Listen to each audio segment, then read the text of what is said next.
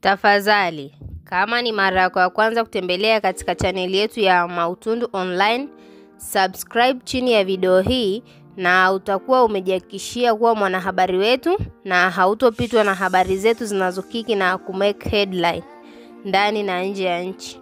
Wengi tunamfahamu mwanamuziki wa hip hop ambaye anajulikana kwa jina la Jose Chameleone, na ni mwanamuziki ambaye anafanya vizuri katika muziki wake. Siku ya leo Jose Chameleone katika mitandao yake ya kijamii ameamua kuandika taarifa ambazo zimewafurahisha wengi na zimewashtusha watu, kwani walikuwa hawajui Jose Chameleone chanzo kipi kilimfanya aweze kuugua kwa muda mrefu na awe nje ya muziki. Na vile vile alivyoandika hivyo, wapo mashabiki ambao waliweza kutamani kupata naye interview ili aweze kuelezea kiundani zaidi, kwa sababu pale alielezea tu kwa ufupi na alisema tu ni kwa manufaa yangu, na kama mtu ataweza kunishauri lingine la ziada ambalo nitakuwa nimelisahau aweze kuniambia na nitabadilika mara moja. Nitaenda kusoma ujumbe ambao aliuposti Jose Chameleone katika Insta story yake.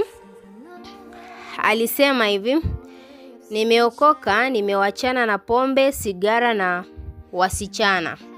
Huo ndio ujumbe alioposti Jose Chameleone katika Insta story yake, na tunaweza kusema kwamba alikuwa anamuuguza Jose Chameleone kipindi chote alichokuwa hospitalini.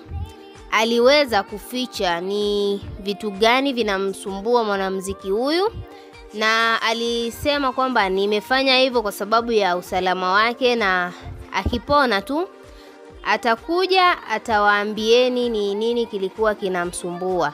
Sasa basi, siku ya leo Jose Chameleone amefunguka na mashabiki wanazungumza ni namna gani, vipi aliweza kuficha huo ukweli ndani ya muda mrefu, kwani hapo awali walisema kwamba Jose Chameleone anasumbuliwa na maradhi ya tumbo, na watu wengi waliweza kuamini kwamba Jose Chameleone ni anasumbuliwa na hayo maradhi ya tumbo tu, ni hamna kitu kingine kilichomfanya aweze kukaa mbali na muziki.